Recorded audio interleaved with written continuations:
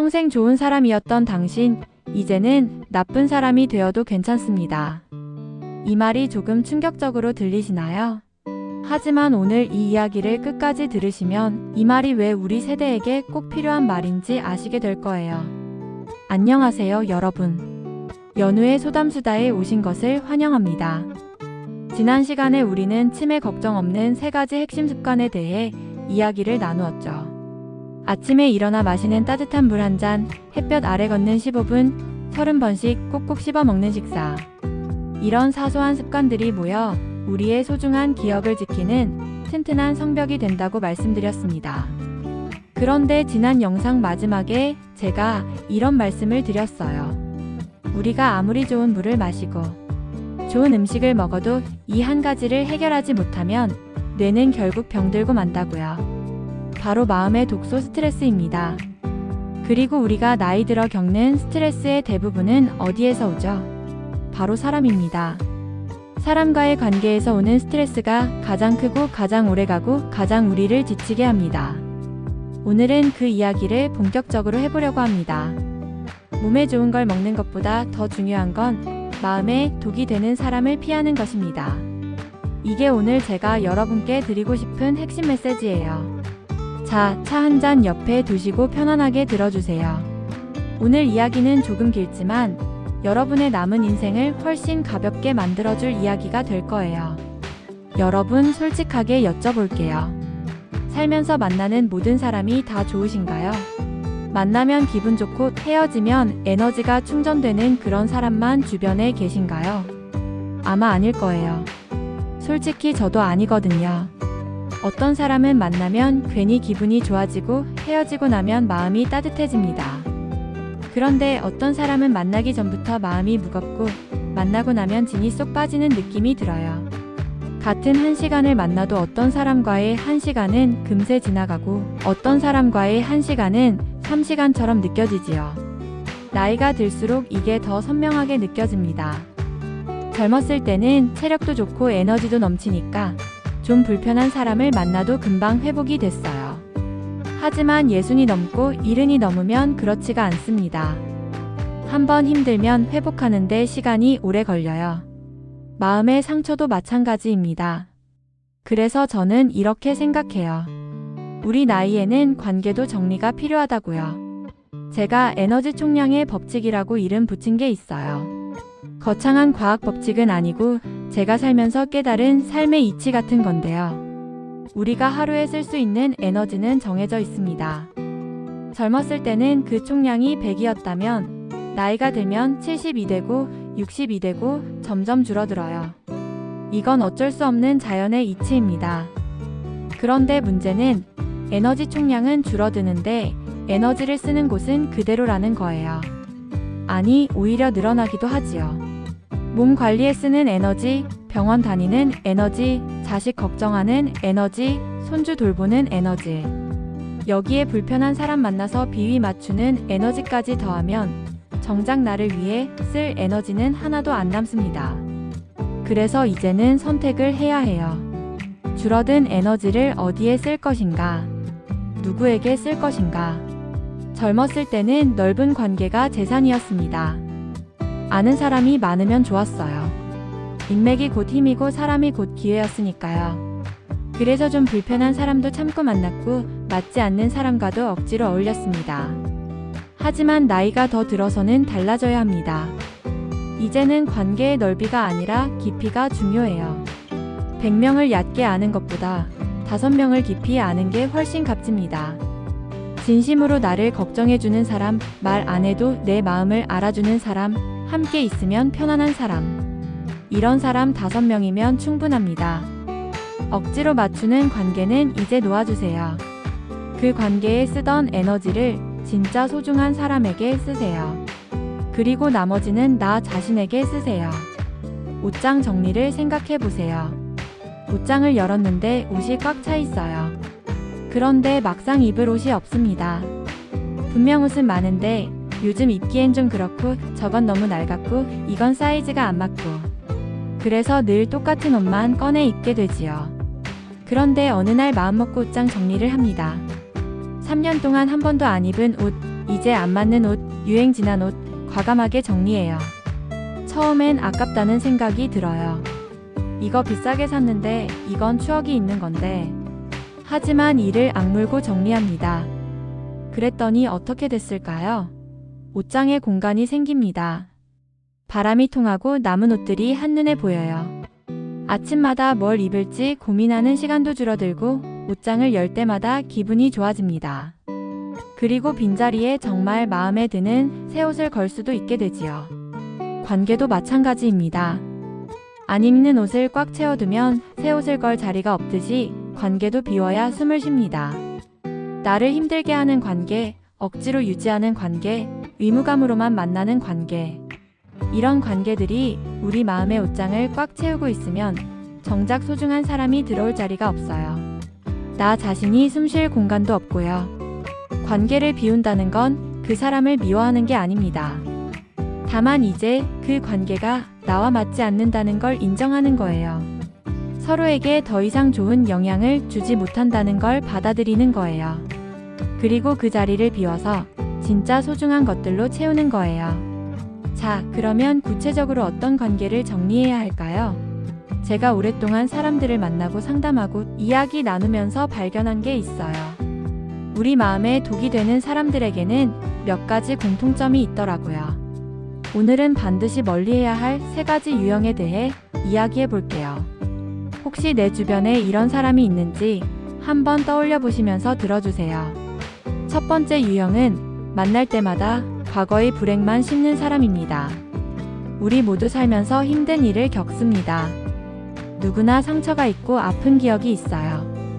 그걸 가끔 털어놓고 위로받고 함께 울어주는 건 관계에서 아주 중요한 일이에요. 문제는 매번 만날 때마다 몇 년이 지나도 똑같은 이야기만 반복하는 사람입니다. 제가 아는 분 중에 67세 최 씨라는 분이 계세요. 이분이 오래된 친구가 있었는데 만날 때마다 30년 전 남편 이야기를 하셨대요. 남편이 바람을 피웠던 일, 시어머니가 구박했던 일, 자식들이 속 썩였던 일. 한두 번은 들어드렸어요. 그런데 5년을 만나도 10년을 만나도 똑같은 이야기예요. 최 씨가 말씀하시길 그 친구 만나고 오면 나까지 우울해져서 며칠을 앓는다고 하셨어요. 친구가 불쌍하기도 하고 오랜 정이 있으니까 끊지도 못하겠고. 그런데 만나고 나면 너무 힘들어서 나중에는 그 친구 전화만 와도 가슴이 답답해지셨대요. 과거의 불행을 계속 씹는 사람은 본인도 힘들지만 듣는 사람도 힘들게 합니다. 그 부정적인 에너지가 고스란히 전해지거든요. 그리고 이런 사람들은 대부분 위로를 받아도 변하지 않아요. 위로가 목적이 아니라 자기 불행을 확인받는 게 목적이기 때문이에요. 물론 정말 힘든 상황에 있는 분들도 계세요. 그런 분들에게는 진심으로 귀를 기울이고 함께 해드려야 해요. 하지만 몇 년이 지나도 같은 자리에서 같은 이야기만 반복하는 사람이라면 그건 관계가 아니라 일방적인 에너지 흡수입니다. 내 에너지를 무한정 빼앗기면서까지 유지할 관계는 아니에요. 두 번째 유형은 내 말을 끊고 자기 이야기만 하는 사람입니다. 대화라는 건 주고받는 거잖아요. 내가 말하면 상대가 듣고 상대가 말하면 내가 듣고 이렇게 왔다 갔다 하면서 서로의 마음을 나누는 게 대화입니다. 그런데 어떤 사람들은 대화가 아니라 독백을 합니다. 제가 얼마 전에 직접 목격한 일인데요. 경로당에서 두 분이 대화를 나누고 계셨어요. 한 분이 손주 이야기를 꺼내셨어요. 요즘 손주가 학교에서 상을 받았다고 기특하다고요. 그런데 듣고 있던 다른 분이 바로 말을 끊으시더라고요. 상이요? 우리 손주는 전교 1등이에요. 맨날 1등이야. 그 엄마가 그렇게 공부를 시키거든. 손주 자랑이 시작되자 이야기가 완전히 바뀌었어요. 처음 말씀하시던 분은 한마디도 못하시고 나머지 20분 동안 상대방 손주 이야기만 들으셨어요. 표정이 점점 어두워지시더라고요. 이런 사람들의 특징이 있어요. 상대방의 이야기에는 관심이 없습니다. 그저 자기 이야기를 할 기회만 엿보고 있어요. 그래서 상대방이 말을 하면 그 안에서 자기 이야기로 넘어갈 연결고리만 찾아요. 아, 여행? 나도 여행 갔다 왔는데. 아, 병원? 내가 아는 의사가 있는데. 이런 식으로요. 이런 사람과 대화하고 나면 내가 투명인간이 된 기분이 들어요. 내 이야기는 중요하지 않고 내 감정은 관심 대상이 아니라는 느낌. 이게 쌓이면 자존감이 떨어집니다. 나이 들어서까지 이런 관계를 유지할 필요가 있을까요? 세 번째 유형은 가장 위험한 유형인데요. 은근히 나를 깎아내리는 사람입니다. 이런 사람들은 대놓고 욕을 하거나 화를 내지 않아요. 그래서 더 무섭습니다. 겉으로는 친절하고 웃으면서 교묘하게 내 기분을 나쁘게 만들어요. 너 그 옷 입으니까 뚱뚱해 보인다. 내가 널 위해서 하는 말이야. 너 나이에 그것도 못해?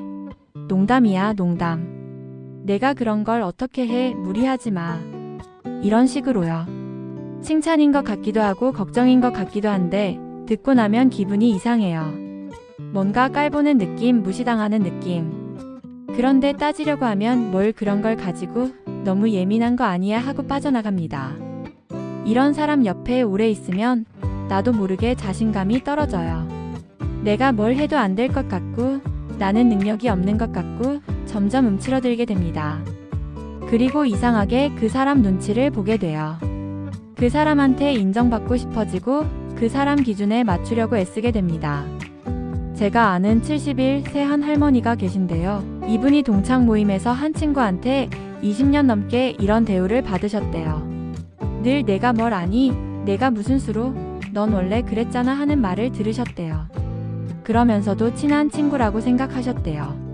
오랜 인연이니까요. 그런데 어느 날 손녀가 물었대요. 할머니, 그 친구분 만나고 오면 왜 맨날 기분이 안 좋아 보여요? 그 말을 듣고 깜짝 놀라셨대요. 생각해보니 정말 그랬던 거예요. 그 친구 만나고 오면 며칠씩 기분이 가라앉고 자꾸 자기가 한심하게 느껴지셨대요. 그 후로 그 친구와 서서히 거리를 두셨대요. 처음엔 미안하고 죄책감도 드셨는데 시간이 지나니까 마음이 한결 가벼워지셨대요. 나를 깎아내리는 사람 없이 사니까 나 자신이 다시 보이기 시작했다고 하셨어요. 자, 여기까지 듣고 계시면 이런 생각이 드실 수 있어요. 연우씨, 그런 사람을 멀리해야 하는 건 알겠는데 어떡해요? 수십 년 알고 지낸 사람을 어떻게 끊어요? 맞아요, 어렵습니다. 특히 우리 세대는 관계를 중요시하며 살아왔잖아요. 정이 들면 쉽게 못 끊고 의리가 있으니까 참고 넘어가고. 그렇게 살아왔는데 갑자기 관계를 끊으라니 그게 쉽지 않지요. 그래서 제가 드리고 싶은 말씀은 칼로 무 자르듯이 끊으라는 게 아닙니다. 서서히 옅어지는 거예요. 싸우지 않고 우아하게 멀어지는 기술이 있습니다. 첫 번째 방법은 만남의 빈도를 천천히 줄이는 것입니다. 한 달에 2번 만나던 사람을 한 달에 1번으로 줄이세요. 그게 익숙해지면 2달에 1번으로 줄이세요. 자연스럽게요. 핑계를 대실 필요도 없어요. 그냥 연락을 조금 뜸하게 하시면 됩니다. 연락이 오면 바로 받지 마시고 한참 후에 받으셔도 돼요. 전화가 오면 미안해요. 좀 바빴어요 하고 짧게 통화하시면 됩니다. 굳이 설명하거나 변명하실 필요 없어요. 두 번째 방법은 만남의 장소를 바꾸는 것입니다. 그동안 그 사람 집이나 단골 장소에서 만나셨다면 다음에는 내가 정한 장소를 제안해 보세요. 그리고 시간도 내가 정하세요. 주도권을 조금씩 가져오는 거예요. 그러다 보면 상대방도 느낄 거예요. 예전 같지 않구나. 뭔가 달라졌구나. 그때 상대방이 변하면 좋은 거고 변하지 않으면 더 멀어지시면 됩니다. 어느 쪽이든 괜찮아요. 세 번째 방법은 핑계가 아니라 선언을 하는 것입니다. 제가 권해드리는 건 바쁘다는 핑계를 대는 게 아니라 요즘 나를 돌보는데 집중하고 있어요 라고 말씀하시는 거예요. 이건 거짓말이 아니잖아요. 진짜로 그렇게 하시는 거니까요. 건강도 챙겨야 하고 병원도 다녀야 하고 요즘 나만의 시간이 필요하더라고요. 이렇게 말씀하시면 됩니다. 이건 핑계가 아니라 사실이에요. 그리고 당당한 선언이에요. 나는 이제 나를 위한 시간을 갖겠다는 선언. 네 번째 방법은 거절하는 연습을 하는 것입니다. 우리 세대가 가장 못하는 게 거절이에요. 싫어도 싫다고 못하고 힘들어도 힘들다고 못하고 다 괜찮다고 하면서 속으로는 끙끙 앓아왔잖아요. 이제는 연습하셔야 해요. 처음엔 어색하고 죄책감이 드실 거예요. 그래도 연습하세요. 아, 그날은 좀 어렵겠네요. 다음에 연락할게요. 이렇게요. 이유를 길게 설명하실 필요 없어요. 짧게, 단호하게, 하지만 부드럽게. 미안하다는 말도 너무 많이 하지 마세요.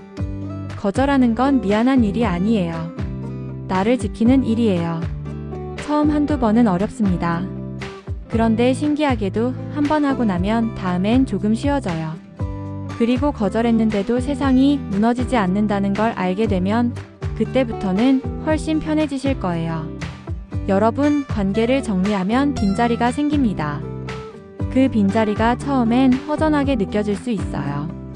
특히 평생을 사람들 사이에서 살아온 우리 세대에게 관계가 줄어든다는 건 좀 무서운 일일 수 있습니다. 하지만 그 빈자리를 두려워하지 마세요. 그 빈자리에는 아주 소중한 것이 찾아옵니다. 바로 나만의 시간, 고독의 즐거움입니다.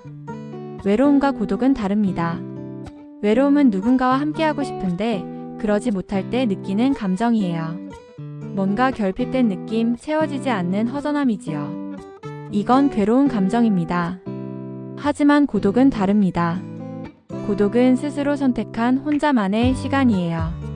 나를 위해 나에게 주는 선물 같은 시간이지요. 이건 풍요로운 감정입니다. 억지로 맞추던 관계를 정리하고 나면 그 시간이 온전히 내 것이 됩니다. 그 시간에 뭘 하실 건가요? 아침에 느긋하게 차 한 잔 마시는 것도 좋아요. 창가에 앉아서 따뜻한 차를 호흡 불며 마시는 그 시간. 누구 눈치 볼 필요 없이 아무 말 하지 않아도 되는 그 시간. 그게 바로 고독의 즐거움입니다. 오래전에 읽다가 덮어둔 책을 다시 꺼내는 것도 좋습니다. 젊어서는 너무 바빠서 책 읽을 시간이 없었잖아요. 이제 천천히 한 장씩 넘기면서 책 속의 세상을 여행해 보세요. 좋아하는 음악을 틀어놓고 눈을 감는 것도 좋고요. 혼자서 산책하는 것도 참 좋습니다. 누구랑 이야기 나눌 필요 없이 그냥 걷는 거예요. 바람을 느끼고 나무를 보고 하늘을 올려다보고. 이런 시간이 쌓이면 마음이 정말 맑아집니다. 제가 아는 분 중에 73세 되신 분이 계신데요. 이분이 몇 년 전에 오랜 친구들과 사이가 멀어지셨어요. 처음엔 좀 섭섭하고 허전하셨대요. 그런데 혼자만의 시간이 생기니까 예전에 못했던 것들을 하나씩 해보게 되셨대요. 서예 학원에 등록하셔서 붓글씨를 배우시고 아침마다 동네 공원을 산책하시고 오후에는 도서관에서 책을 읽으셨대요. 그렇게 2년쯤 지나니까 거기서 마음 맞는 새로운 친구들이 생기셨대요. 예전 친구들처럼 오랜 세월을 함께하진 않았지만 지금이 더 편하고 좋다고 하셨어요. 서로 부담 주지 않고 각자의 시간을 존중하면서 만나면 그냥 좋은 그런 관계가 되었대요. 관계를 비우면 더 좋은 관계가 들어올 자리가 생깁니다. 그리고 무엇보다 나 자신과의 관계가 좋아져요. 평생 남을 돌보고 남 눈치 보고 남에게 맞추느라 정작 돌보지 못했던 나. 이제 그 나를 만날 시간이에요. 여러분, 오늘 이야기가 조금 무거우셨나요? 평생 좋은 사람으로 살아오셨잖아요. 양보하고 참고 맞추고 배려하고. 그게 우리 세대의 미덕이었고 그렇게 살아야 한다고 배웠으니까요. 그런데 이제는 조금 달라져도 괜찮습니다. 아니, 달라져야 합니다. 나를 힘들게 하는 관계에 아니라고 말하는 건 나쁜 사람이 되는 게 아니에요. 나를 지키는 거예요. 내 마음을 지키고 내 뇌를 지키고 내 남은 인생을 지키는 거예요. 그래서 제가 처음에 이렇게 말씀드린 거예요. 평생 좋은 사람이었던 당신, 이제는 나쁜 사람이 되어도 괜찮습니다. 여기서 나쁜 사람이란 더 이상 남의 비위만 맞추지 않는 사람이라는 뜻이에요. 내 마음도 소중히 여기는 사람이라는 뜻이에요. 누군가에게 거절당하는 게 두렵지 않으신 것처럼 누군가를 거절하는 것도 두려워하지 마세요. 오늘 이야기를 정리해 볼게요. 첫째, 우리가 쓸 수 있는 에너지에는 한계가 있습니다. 이제는 넓은 관계보다 깊은 관계가 중요합니다. 둘째, 마음에 독이 되는 사람들이 있습니다. 과거 불행만 씹는 사람, 내 말을 끊고 자기 이야기만 하는 사람, 은근히 나를 깎아내리는 사람. 이런 사람들과는 거리를 두셔야 합니다. 셋째, 관계를 끊는 건 싸우는 게 아닙니다. 서서히 옅어지면 됩니다. 만남의 빈도를 줄이고 거절하는 연습을 하세요.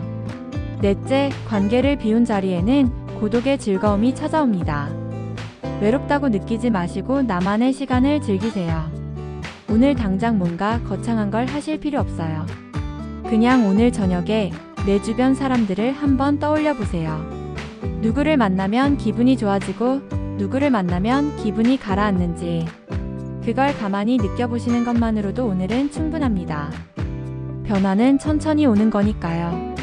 다음 시간에는 또 다른 이야기로 찾아뵐게요. 여러분의 맑고 향기로운 삶을 제가 늘 곁에서 응원하겠습니다. 지금까지 연우의 소담수다였습니다. 저는 연우였습니다. 오늘도 편안하고 따뜻한 하루 보내시고요. 다음에 또 뵐게요. 감사합니다.